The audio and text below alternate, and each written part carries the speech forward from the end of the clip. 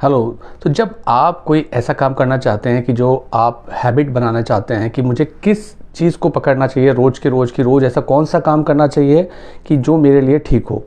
तो जब हम बहुत सारी चीज़ों को हाथों में ले लेते हैं तो आउटकम उतना ही डाइवर्स आता है, उतना अच्छा नहीं आता है।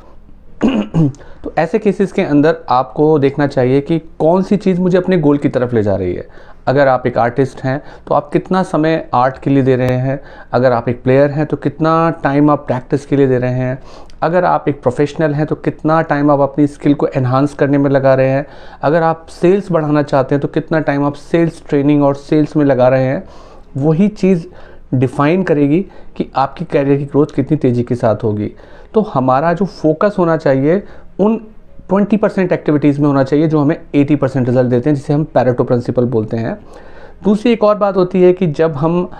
एक पर्टिकुलर गोल की तरफ काम कर रहे हैं तो आदत बनाने के नियम के अनुसार हमें वैसा ही इंसान बनना चाहिए जैसा हम बनना चाहते हैं। अगर हमारी आइडेंटिटी एक बैट्समैन की है तो हमें बैटिंग के ऊपर ही एज ए बैट्समैन अपने आप को प्रोजेक्ट करना चाहिए। हम बॉलर भी बनना चाहेंगे, फील्डर भी बनना चाहेंगे, करना चाहिए ऑप्टिमम लेवल पर, तो वो भी करना चाहिए। पर आपकी आइडेंटिटी प्रैक्टिकल लाइफ में एक स्पेसिफिक स्किल पर बनती है, तो उस स्पेसिफिक स्किल को आप कितना ज़्यादा एनहांस करते हैं वो पर्टिकुलर चीज़ आपकी आइडेंटिटी बनती है कि ये इंसान एक बहुत अच्छा आर्किटेक्ट है, ये इंसान एक बहुत अच्छा इंजीनियर है, डॉक्टर है, या किसी पर्टिकुलर फील्ड के अंदर है, कोई पर्टिकुलर स्किल के अंदर है। फील्ड के अंदर भी पर्टिकुलर स्किल्स होती हैं,